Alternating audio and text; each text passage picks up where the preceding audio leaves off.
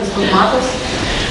No, naša vizija je malo bližja, jugovzhodna Evropa, danes delujemo v 7 državah kot skupina, seveda naš glavni trg je Slovenija in seveda v 3 segmentih, eno so založništvo, trgovina in logistika, 14 podjetij v skupini in seveda naša vizija je gotovo ostati vodilni založnik, zlasti na knjižnem področju, seveda vodilni knjigotržec, tudi še naprej logistika ima pa malo bolj podporna funkcija tu.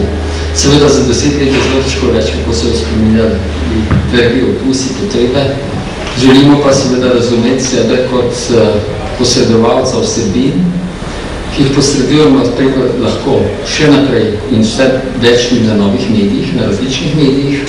Seveda verjamemo, da bo klasični medij kot knjiga, revija seveda še ostala, bo pa seveda se dopolnjeval tudi z novimi mediji. Mi imamo izjemno veliko prodajnih poti, vse mogoče prodajne poti, 6, 7, pa še več jih lahko štejemo. Zlasti smo močni v direktnih prodajnih poteh, mi približno na založniškem področju 80% prihodkov ustvarjamo direktno eden na enega, to se pravi z neposredno prodajo door to door, potem seveda splošno prodajo, telefonsko, internetom, klubi, pa seveda z biznisom, tudi business to business in tako naprej. Tako da ohranja to, razvija to, ohranja trždelže, predvsem pa zanimive, privlačne programe, da bi veselje našim porabnikom in tudi nam.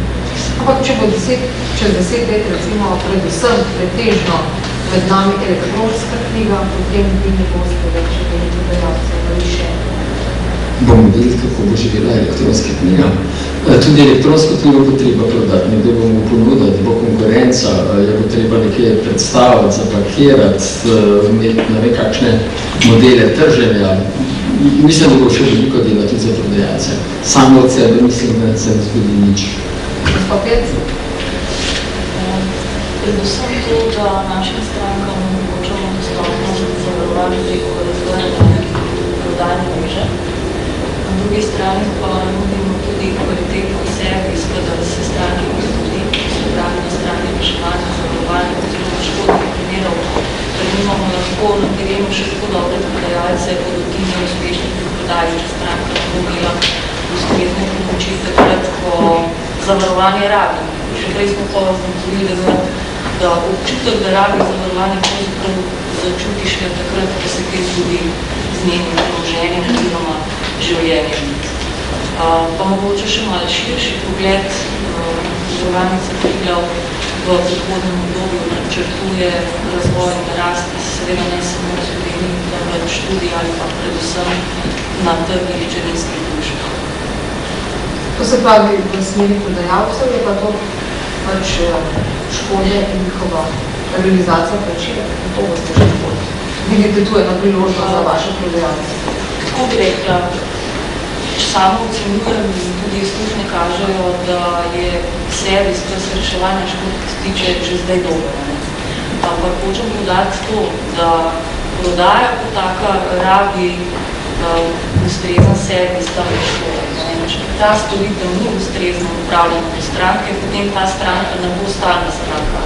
Bo iskala rešitve, ko se bo odločala za nove oblike zavarovanja, pa za obnovo obstoječega zavarovanja ljudi. Tako da hočem podati to, da ni samo prodajalec tisti, ki mora upraviti svoj del posla v hiši, ampak smo vsi zaposleni. Gospod Trbec? Pri Glasskih lekarnah smo si zastavili, da ostanemo vodilni izvajalec in podajalec mlečnih izdelkov v Sloveniji za večino svojih blagovnih skupin, da smo na področju jugovzhodne Evrope na mestu 1 do 3 in v tistih državah, torej, kjer smo že oziroma kjer se imamo namen še voditi, da postanemo prepoznaven igralec. Pripravljeno imamo 4-letno strategijo, torej do leta 2012, katero vsako leto revidiramo oziroma uporabljamo rolling. naslednjo leto, torej do leta 2014.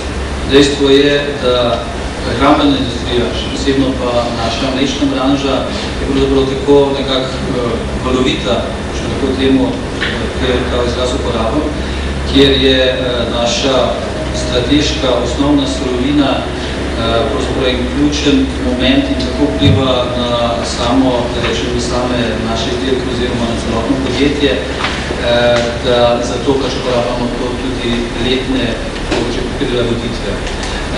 Dejansko pa vedno bolj gradimo na skupini Ljubljanske mlekarne. V tem hipu, torej poleg mame, imamo še 2 hčerki. Mislimo pa, da ne bom rekel, torej že do leta 2012, pa 10-letno obdobje pa sploh se to skupino še razširja. No, ta hip za konec, zadnje vprašanje, za vas je najbrž taka malce osovražena beseda globalizacija. Med vsem pravzaprav. Ampak se mi zdi, da na področju predelave hrane, pa prehrambenih izdelkov, da je tu pa edina možnost, da so ti izdelki pa res lahko še naprej lokalni, podpirajo lokalne proizvajalce, lokalne trgovce. To je še edina niša za lokalni biznis. A je tako, se vam to zdi? Ja, odgovor ni enoznačen, ne. Moram pa reči, da in ne.